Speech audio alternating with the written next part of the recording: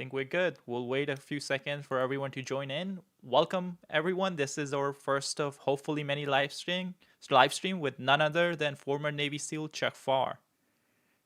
Glad to be here, Sam. My buddy backstage who has taken a long time to get me where I am today. Thank you, Sam. We're trying to just figure out how the streaming works. We'll wait a second to see how. Oh, we already got 100 people joining in. If you guys can let us know where you're joining in from. I'm here in Texas, where it's unreasonably cold. And where are you, Chuck? I am up in the wilds of Canada, a little outside a beautiful ski town, and I would name it, but I don't want any more people coming because it's too crowded already. When are you coming back to US? Yeah, I'll be back in a couple of months. A little snowboarding up here would be great. So thinking Oh, about doing wow. that. We got a lot of people. Okay.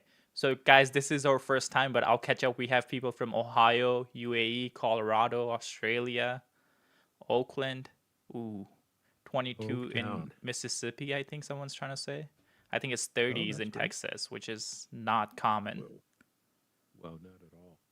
How cold is it 30 for you? Celsius. Right now here it's actually about 10 below Celsius, so that's 18 Fahrenheit around there, and it's snowing a little bit. Beautiful night. I'm just trying to get this. Okay, perfect. Yeah, we'll get started. We actually got 300 people joining in. So, for Thank everyone you, who's just everybody. joining in, just be sure to hit the like button down below. It helps us out tremendously. Oh, we have people from Norway and everywhere. I know you can't All see the right. chat. We'll have a much better setup in the future. This is the first time, so I'll keep you updated. By the way, anyone has any question for Chuck, I have a bunch lined up that we'll jump into in just a few seconds. More people will join in. But if you guys have any questions, geopolitics related, Canada related, Mississippi related, Chuck will let you know. Even Navy SEAL related. I think that's one Even of the Navy, interesting one. even Navy SEAL related. Yeah, would open to everything. It just finished a piece for the Kiev Post today about the Baltic Sea and Russian sabotage in the Baltic Sea. So did a pretty deep dive over there. Got some questions from that. Happy to give you a shout. Thanks everybody for joining us. Like I say, Sam and I are just this is the first of many, we hope. And if you ever wanted to ask a Navy SEAL something, then you can ask me, and I'll mail one in and get you the answer shortly. And I guess we can jump right in since you bring it up. I was actually watching that piece that you did for Keep Post, and maybe you can share a little bit about what Russia has been doing in Baltic Sea. Right. Well, in the first place, we had back in September of 22. Uh, I'm going to say some things that you generally don't hear in the media. Like, that was the largest ecological catastrophe to ever happen in the Baltic Sea and the largest release of, uh, of greenhouse gases in the history of the planet. That is, human made releases. It was an ecological disaster of the first order. I think everyone might be surprised because no one in the press wanted to talk about that. Wait, Chuck, I think your audio is a little low. Let me see if I A can little fix low. it. Yeah. Let me Is there see. anything you could do from your side? Yeah, I can turn it up to there. How's that? Well, I think there's a little bit of a delay. Let me see. People will Okay. catch up. Guys, if the audio is good, maybe you can give us thumbs up. Can't hear fine. Okay, people are saying it's some people are still saying no. Say something. It's really Yeah. loud for me. That's why I don't know if Yeah, I'm the bad it's judge. it's loud for me too. I've got the mic volume up as high as it goes. Ooh. Let's see. How's that?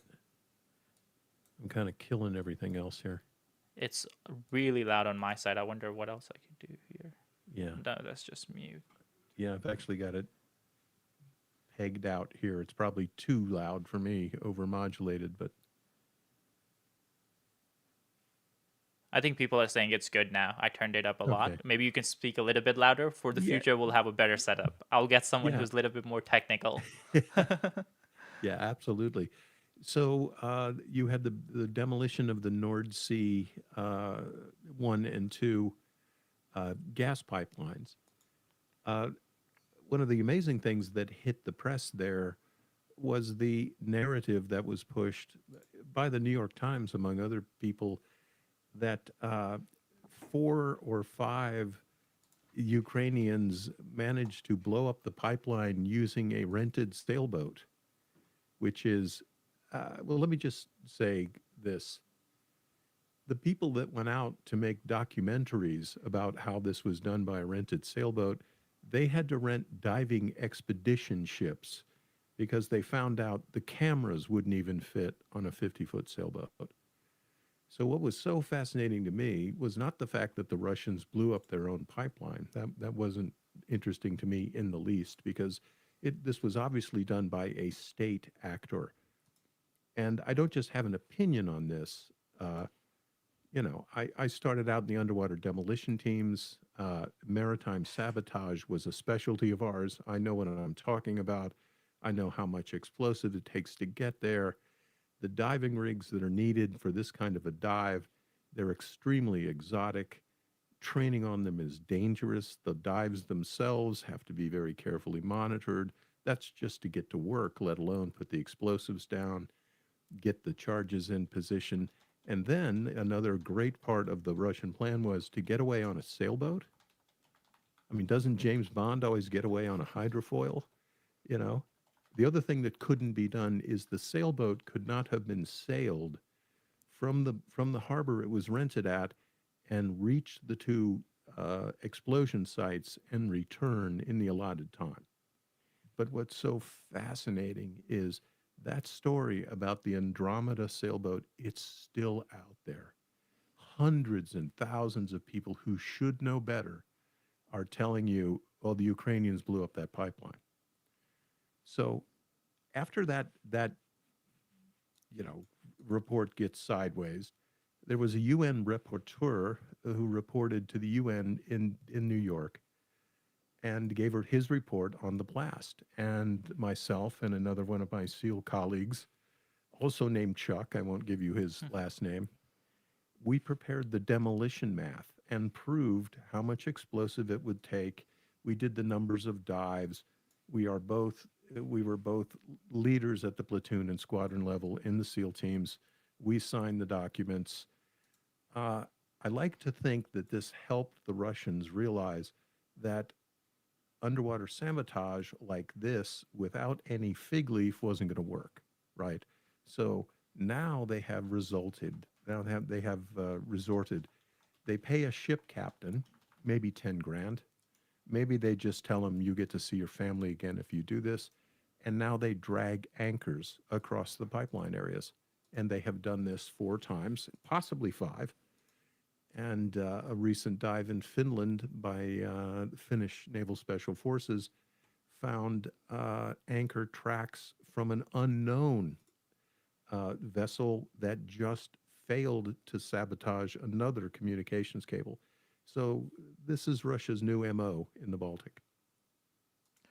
And so this that's just, I guess you could call it covert war, or that different kind of words people are using about this. But how can West, I saw the NATO is sending ships to protect the Baltic Sea, protect the internet cables and everything like that. But how else could the West respond?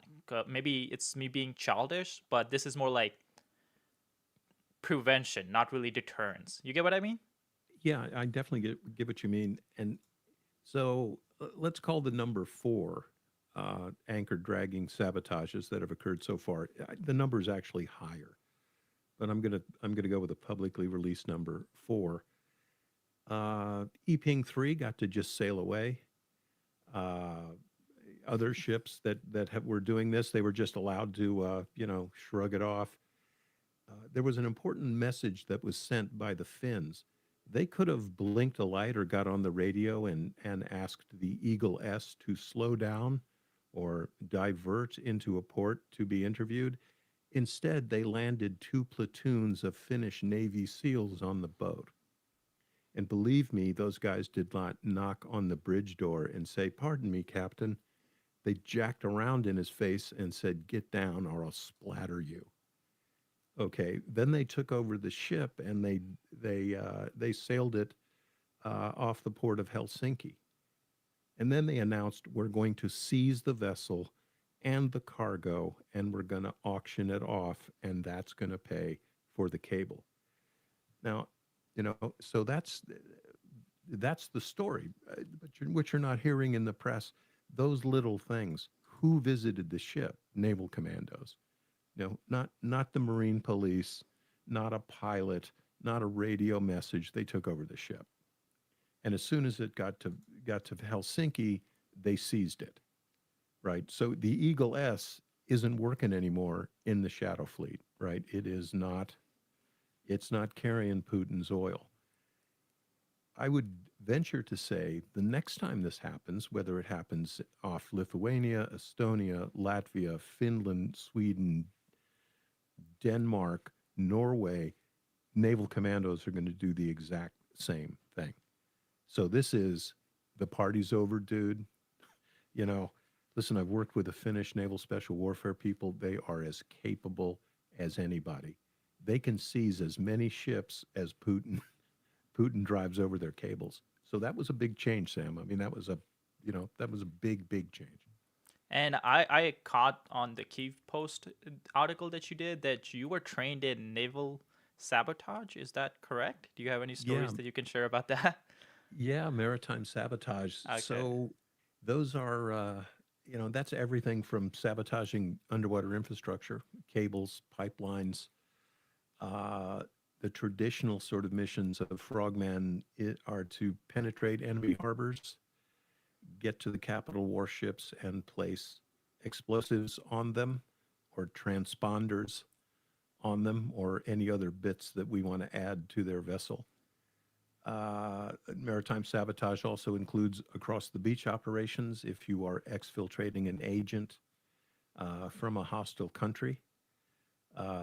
You will get vectored into a beach landing site, and then whoever you're exfilling is in for the ride of their life because they may not really even be that good a swimmer, but you're going to take them on a 2 or 3 mile underwater swim to get them out. So a lot of stuff, and that is of course the origin of the SEAL teams. They were originally the underwater demolition teams, and in 1962 it was President John F. Kennedy who expanded naval special warfare to include the SEAL teams, and SEAL stands for sea, air, and land because we're trained to operate in all those environments.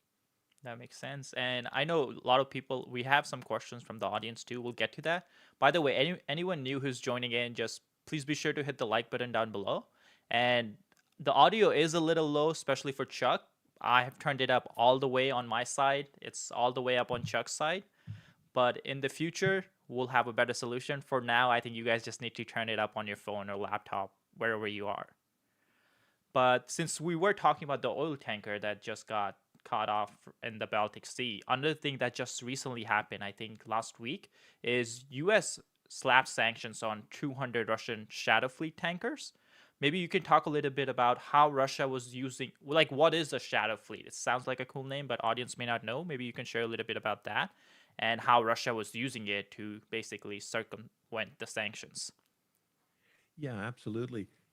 So a typical shadow fleet tanker will be somewhere around 20 years old. It can be a very large crude carrier, what is generally called a Panamax, or the biggest. That's a class of tanker, the biggest ship that you can get through the Panama Canal, a very large crude carrier. They'll also carry distillate energy products. So a typical shadow tanker, like for example the Eagle S, which is now interned in Finland, uh, it'll have a long series of accidents. It will have been bought and sold a number of times to consortiums, groups. Its nationality will have changed three, four, in the case of the Eagle, 5 times.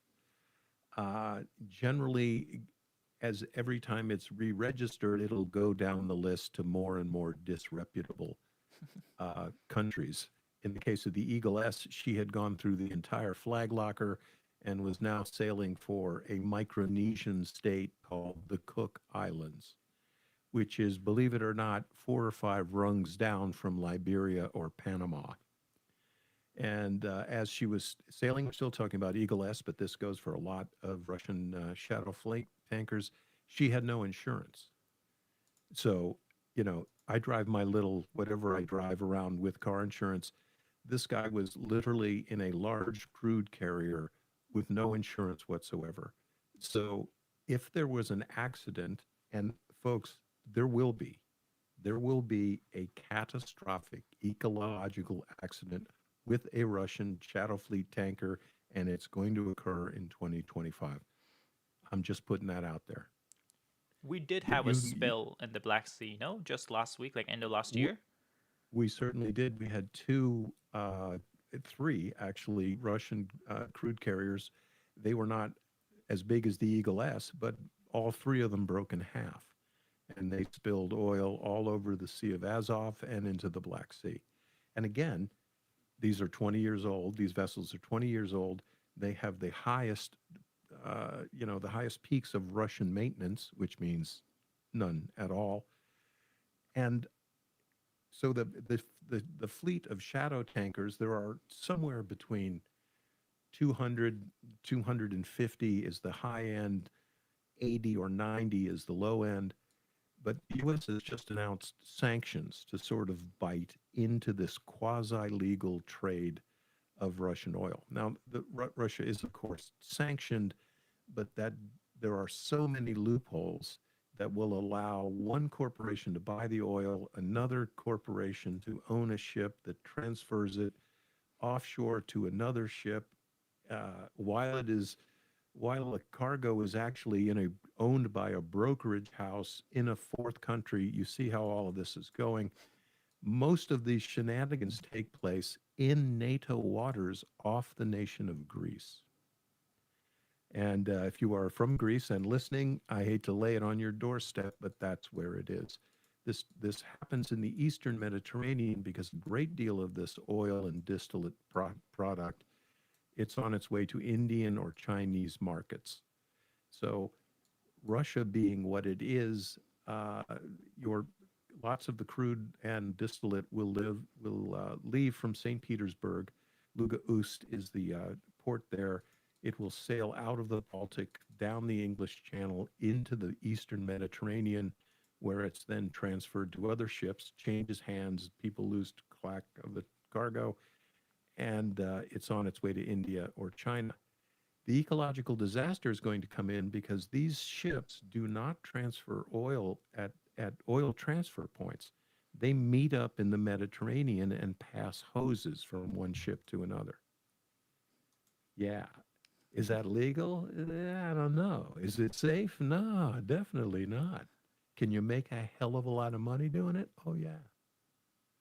So the other thing is look, Putin's war machine burns oil.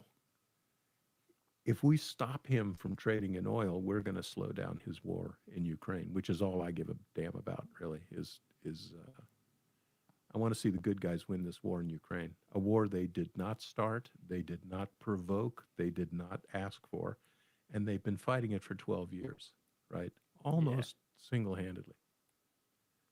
And even after 12 years, Russia only has roughly 20% of Ukraine. And Yeah, yeah, and people will say, well, this was a terrible year for Ukraine. 2024, they lost all this territory. Yeah, they lost exactly the amount of territory that's in Los Angeles County. That's how much they lost, right? This war it couldn't be going worse for Putin. He's lost almost 800,000 people in 2 years, 3 years, 1,000 days. Man, that is twice as many people as the United States lost in 4 years of global war in World War II.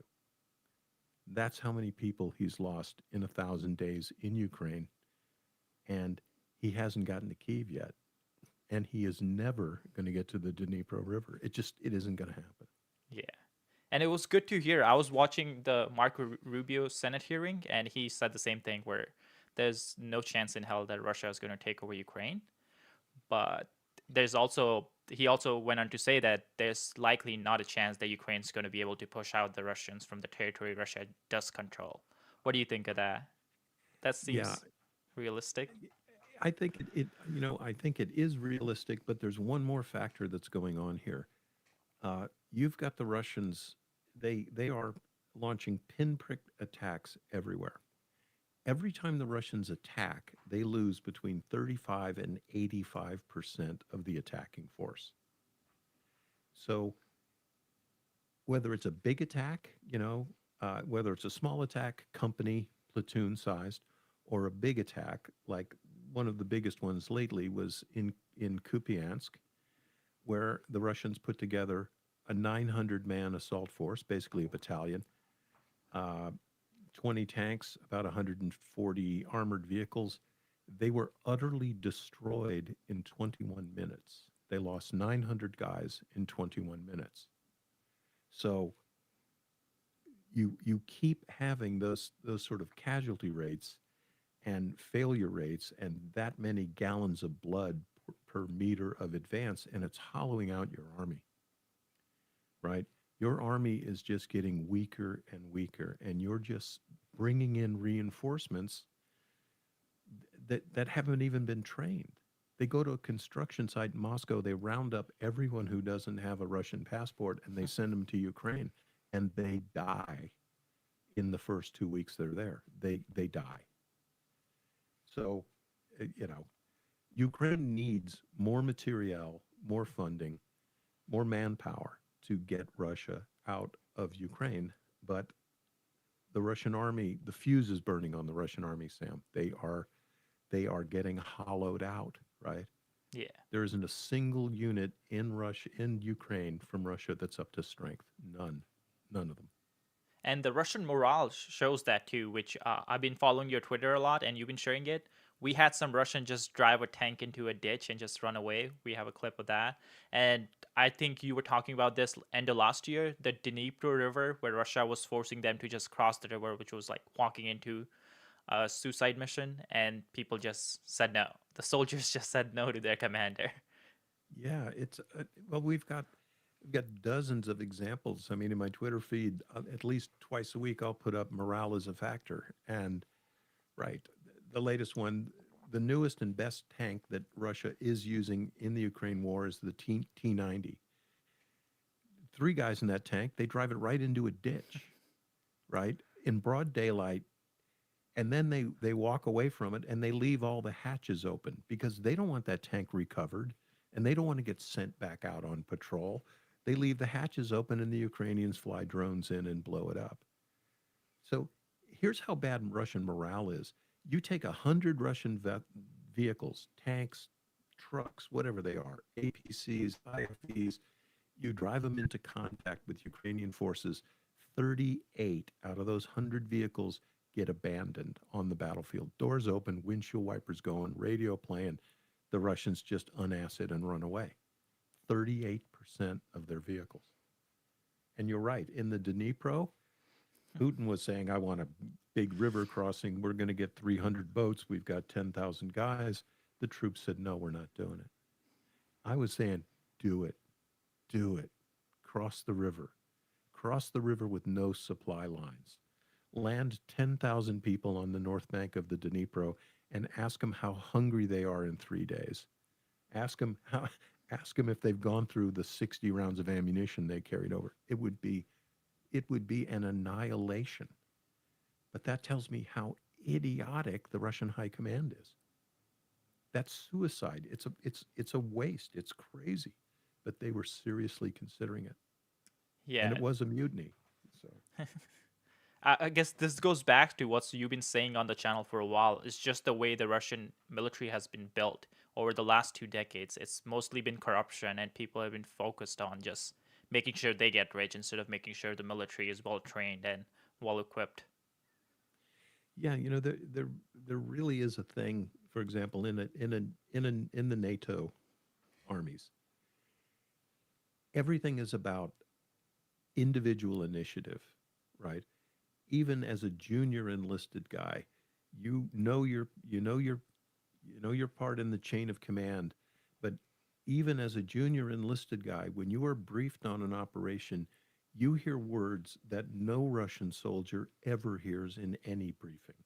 So a NATO soldier is told, here's what we're going to do, here's what we're going to be, we're all going to try to converge on this. And one of the most important things on the brief is this is the commander's intent. We want to take the bridge intact, or we want to blow the bridge. You're given the high level, this is the task. And so in a NATO army, you don't get the excuse that your radio isn't working. You don't get the excuse that the other guys didn't show up. You're supposed to adapt, overcome, and improvise, right? You get there and get the job done. A Russian soldier, he's told when to go, when to get there, and that's it, period. He's moved around like a chess piece, which would be great if you have Napoleon for a general, right? But Putin doesn't have generals, man. He has con men.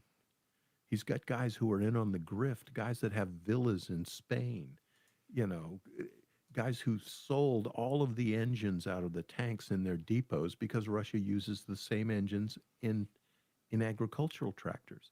These guys are they are military buffoons. They're not generals. That's one thing Ukraine has going for it is the quality of the opposition is abysmal. But other part is which I saw today. I was watching Ben Hodges, General Ben Hodges, and he got up with a interesting question: is how's the Ukrainian military? Would you say? I mean, first of all, first question: would you say they're different? Because at the end of the day, a lot of the Ukrainian generals were trained in the Soviet system, right? Especially if we assume they are a little bit older. So should it be that their strategies are a little bit similar, or are they actually fighting like a different way in this war? For the most part, uh, first of all, there is a political complexity to the Ukrainian armed forces, and there are you know senior officers from a wide variety of backgrounds, and there are many people. You could be a Ukrainian general of my age, and you would have come up under the Soviet Yeah. system. Several years ago, it was Canada in an exercise called Operation Unifier, and Canada took on the task of sort of de-Sovietizing the Ukrainian armed forces and introducing this. The biggest concept that they introduce into the system is delegate tactical authority down, right? So this is kind of a weird example, but if you tell a SEAL team to take back a hijacked airliner, right? We work directly for the president. These things come down, big, big order, but they delegate the tactical authority down. So if I was leading that squadron to go chase and take down that airliner, I basically I went about doing it the way I thought was best. And it was hard for some of the generals earlier in this process to give away that micromanagerial aspect, but it's results based, right? So Ukraine is seeing that when you delegate tactical authority down on the battlefield, when you train your guys to the level, for example, I think most of the audience has probably seen what a Ukrainian Bradley can do to 6 Russian tanks, right? That guy is the Jimi Hendrix of the Bradley fighting vehicle. The Bradley was never designed to mix it up with 6 Russian tanks, but that guy was authorized to pursue the battle, executing commander's intent, and you saw what he did. So if you were a dyed-in-the-wool Soviet-trained officer, you're wise to see that that bus is leaving, man. You won't be part of the future if you're stuck in that mindset. You're going to be part of the past. And frankly, Ukraine is doing things in defense of Ukraine that the American military, if they were there with the same material deficits, with the lack of equipment, lack of ammunition, lack of support, Ukrainian armed forces are doing better than the US Army would be doing because we don't operate without air superiority, total air superiority. In my whole military career, I have never been bombed or strafed by an enemy aircraft. It has never happened to me in my life, right? Ukrainians can't say that. They launch 10 airstrikes a day. The Russians launch 90. So they need more, right? They need more air Yeah. defense. They need more airplanes. They need everything. Yeah, that's also insane to think for Russia to consider itself the second strongest military in the world, and they still haven't been able to gain air superiority in Ukraine. And on top of that, I guess that's why they were so mad about the attack and permission, the Storm Shadow permission that Ukraine got, because no one's really talking about that anymore. But just today, we had Ukraine launch one of the largest attack inside Russia, and no one's mentioning that they're using attackams inside Russia, and for all the nuclear saber rattling Putin did, nothing's coming out of it. Yeah, that was the other thing. I drew up a political cartoon, you know, 2 years ago, and it showed Putin pointing a pistol at his head that said nuclear threats, right? What are you going to do? You're going to turn Russia into radioactive glass, right? And the other question was, okay, you're going to use nuclear weapons on the battlefield. And technically that is called the non-strategic use of strategic weapons. Ukraine has no strategic targets, right? The naval base complex in Norfolk and Virginia Beach, that's a strategic target, right? You take that out and there is no Atlantic Navy, right? If you take out Engel's shipbuilding in Pascagoula, Mississippi, America can't build aircraft carriers anymore. Those are strategic targets. What are you going to hit? What are you going to nuke in Ukraine? Well, Kyiv, right? You want to kill 3 million people? Okay, groovy. And here's the other thing. And again, people wring their hands about Putin's threats, which are preposterous, because here's another thing. Putin isn't just up against America's nukes. There's British nukes. There's French nukes. They're all a triad. And when a missile is incoming to Kyiv to nuke Kyiv because Putin's finally had enough, Paris has 6 minutes to figure out if that missile is coming to Paris. 6 minutes. What do you think the French are going to do? Shrug it off, turn the other cheek, put their fingers in their ears? Ah, it's not going to hit us. You know, that's just it. That shows how important information is. The information war, Sam.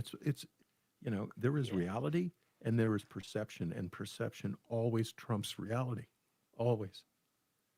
Also, I guess that's why Russia let US know when they fired the Orishnik missile, because they didn't want anyone to misunderstand that as like a nuclear war has started and then someone responds. So Yeah. So there's the other thing.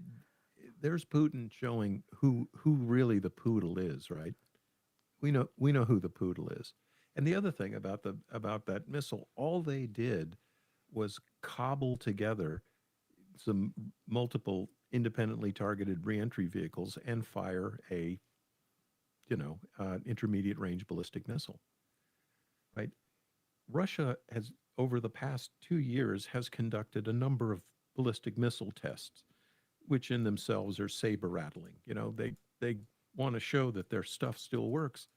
Well, they did 5 launches, and 3 of them went sideways. Right, one of them blew a giant crater into the launch tube, taking out the launch complex.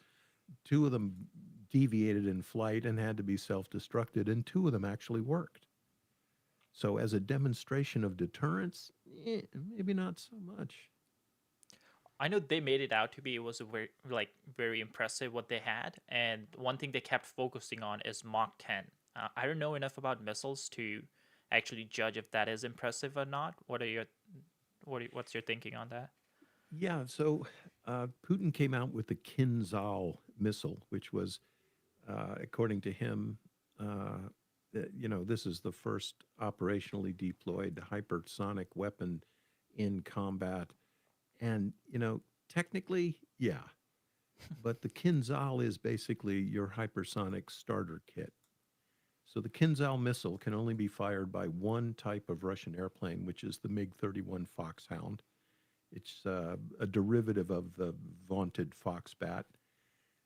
Instead of a hypersonic missile per se, the Kinzhal is an aeroballistic missile. So they basically take an Iskander ballistic missile, they fly it up to, I don't know, 60, 70,000 feet. They drop it. It, uh, it, sorry, it then climbs up to three or 400,000 feet, and as it comes down, it is going Mach 6, Mach 7. A truly hypersonic weapon will go through Mach 6, 7, 8, 9, even 10, and be able to maneuver in the atmosphere. That's the that's what you want when you advertise a hypersonic missile. The Kinzhal can barely do that. And one of the problems is the physics of turning a multi ton object at Mach 12. The G forces are just incredible. They'll rip apart a brick. So, he has the Kinzhal uh, before the war, and before he used it, he said nothing on earth could shoot this down. It turns out the Patriots can shoot them down quite well, Yeah. actually. So it's everything that Russia puts forward. The U.S. used to be called the paper tiger. Well, Russia's becoming the paper poodle. Everything is not quite as good as advertised. Yeah. We'll do some audience question just in a sec. By the way, Chuck, how are you doing on time? Oh, I'm good. I'm doing good. I'm doing good. Okay. I wouldn't say we're biased. I would say more like we're pro-Ukrainian because Russia is the one who started this war. Someone's saying in the chat. Yeah, listen, that's just the way we'd put it. Look, 10 years ago, using hybrid means, Russian troops crossed the border. Remember, they were little green men. They didn't have flags on their uniform, and they were able to infiltrate Ukraine, come to the post office, run up the Russian flag, and say, "Now this is Russia."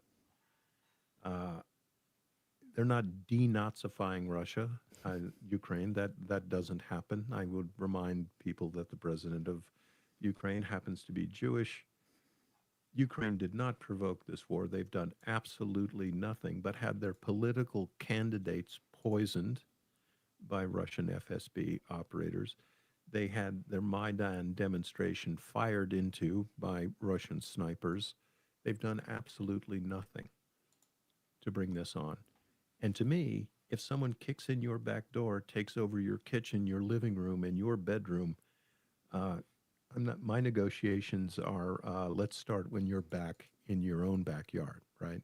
Yeah. So I mean, that's the way this one's going to go. ideally that's what we would want, right? But realistically speaking, when negotiations do start, Russia is definitely going to have a say. It's not going to be the case where we could decide without Russia. So actually, this is a poll we are running on the live stream right now. But do you think we'll have a ceasefire in 2025? I'm not sure, but I can say this. First of all, let me say I'm highly skeptical, Oh, and here's why. There was a ceasefire in the first Chechen war, and Russia used that as a pretext to rearm, retrain, and then the world watched what they did to Chechnya in the second Chechen war, right? It was horrific. I'm not even going to bother you with recounting the horrific tales here. well, I Before guess there is, before you go forward, then quickly, yeah, isn't that something going to be a little different this time around though? Because Ukraine's not going to just sit around and wait for Russia to rearm. Ukraine's going to create their own defensive structures, defensive institutions, right? I'm not y- sure how Chechens did it. I was way too young back then. yeah, but I would hope that, but were I sitting at the Ukrainian table, look, I'd say this: something's going to happen to the information sphere when Russia sits down to negotiate. If that happens, in the first place, they will not negotiate in good faith. There's no one you can talk to over there.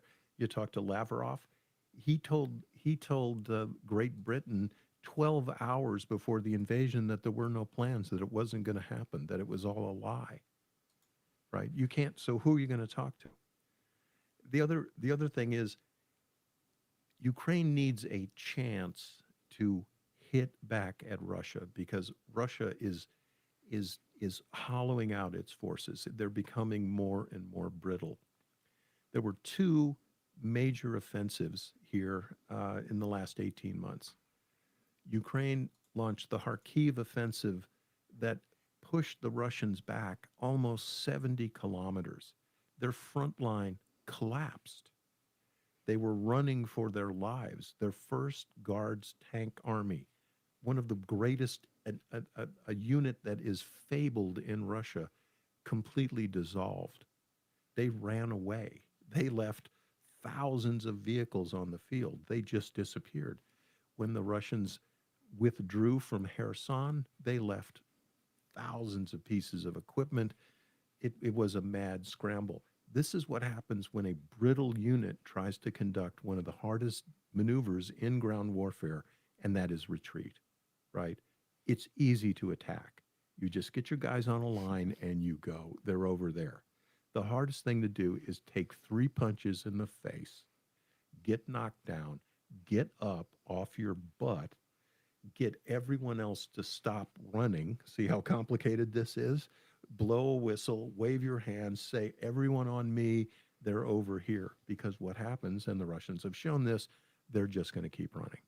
They are not going to stop. So to me, Ukraine needs an opportunity to do that to the Russians. Look, that being said, like every other war in history, there will be a negotiated settlement. Absolutely. It's going to happen. But I think the world needs to see how desperate a situation this is for Russia right now.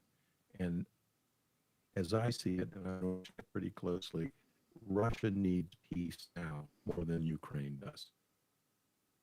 Yeah, that's true. Especially everyone has been saying 2025 is when the economy catches up to the Russian, all the problems, economic problem catches up to Putin and all the spending he's been doing.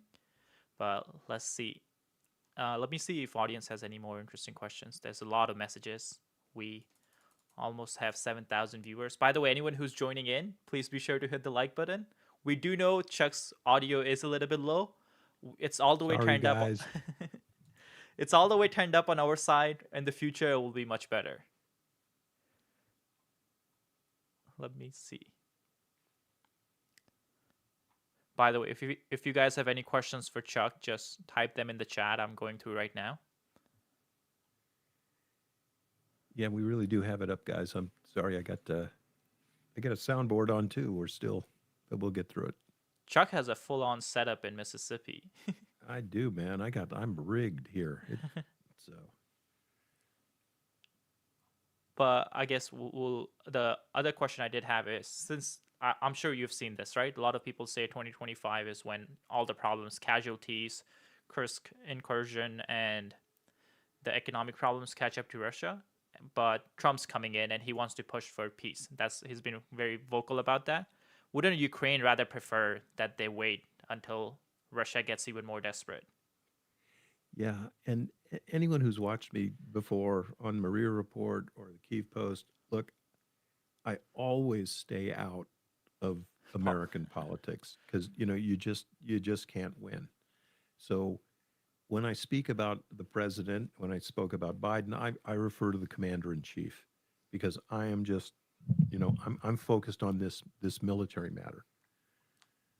I had a hunch that as the candidates were debating and maneuvering to get into the White House, that the incoming president was doing everything he could to get the largest amount of voters, including some people who think, Ukraine isn't our problem. This is, whatever they think.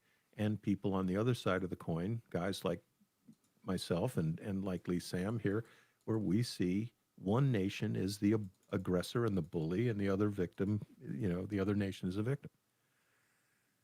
So it was encouraging to me when Trump, instead of saying, I'm going to solve this in one day, as he frequently said on the campaign tour, the latest estimate is it's going to take at least 6 months. But here is something that I know. And when I was coming up in my career, I had an opportunity to attend some pretty interesting schools. And one of them was about psychology in conflict. Now, these are government training programs that they send frogmen to. And it was everything from one rifle squad leader against another, the temperament of the leaders. Is one guy going to be really aggressive? Is one guy going to be really shy? But it ratcheted it up, right? It also went to national leaders. What is the personality of somebody like Vladimir Putin? So just think about that in your mind. What is the personality of someone like Donald Trump? Okay, everyone's got their own opinions. Now I want to put a set of circumstances on the table. How do you think Trump will react if he negotiates some sort of settlement with Putin and Putin makes him look bad and Putin doesn't keep his side of the bargain and Putin makes Trump look like a monkey? What do you think Trump's going to do? I think he's going to ship every single bullet, hammer, knife, gun we have in the United States and push all of those chips into Ukraine and let Ukraine have at Russia. So there is this little moment there. The present commander in chief, he wasn't like that. He didn't care, right? The President Biden, NATO wanted to give F-16s to Ukraine. President Biden said no, we're not going to do it, and he said we're not going to let NATO do it. And finally, NATO just said, we're doing it.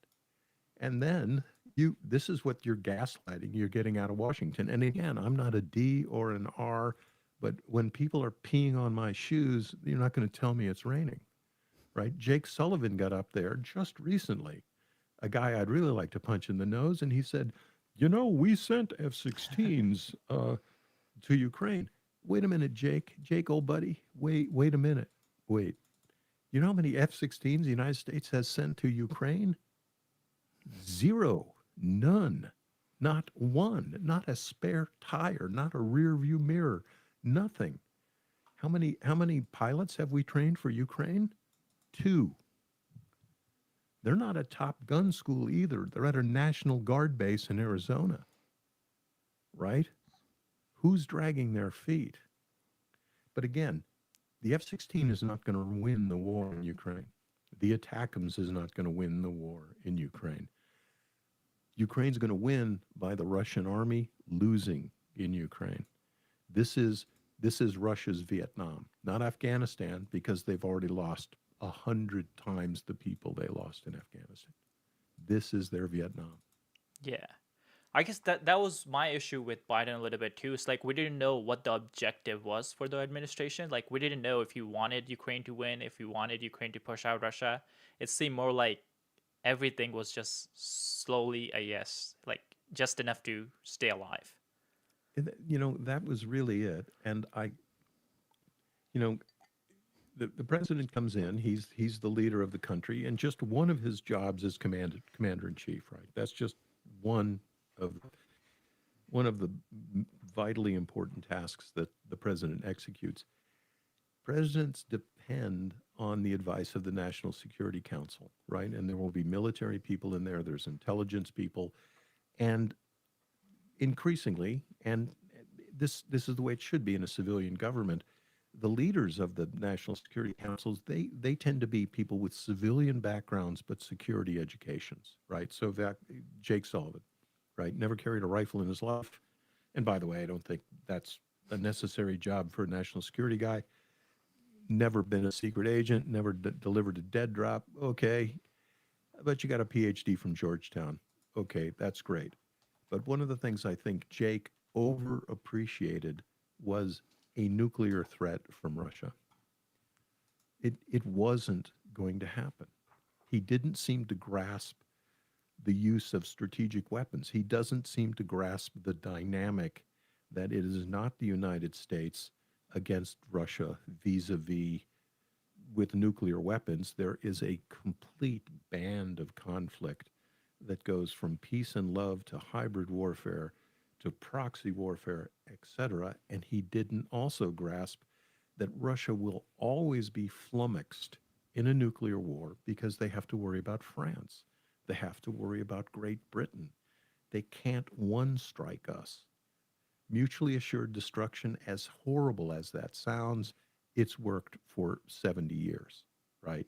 Yeah. This is the pistol in the nightstand. You don't want to use it, but you're going to need it if you wind up negotiating with a burglar one night. This is where the information warfare Russia has is insane. It is true, like how much they have infiltrated American media, and I'm guessing other countries too. Yeah, you know, that's where they are the world's superpower. And, information warfare, but it's also inflecting the information. Uh, we all live in sort of these information biomes, right? Everyone has their own little, their sources of news and where they go, and largely you have a source of news because you listen to it, you might tend to agree with it, you think that its news is complete, you think it's fair, or even that it simply conforms to your own prejudices. Disinformation and inflecting the information space, it's so easy because the Russians, all they need to do is drop in alarmist, extremist, uh, prejudice.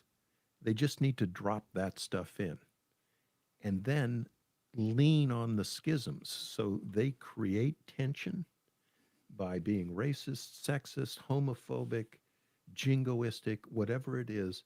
They create frisson in the system and then they lean on it. So it's here's how much the system has been leaned on. Look, I'm an old guy.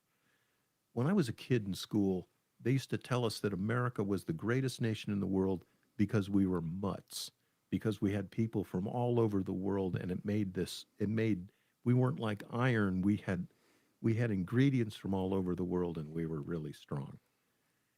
Now you can polarize that. You can pull that apart with identity politics, which was invented by the Russians, the KGB before them, and the FSB.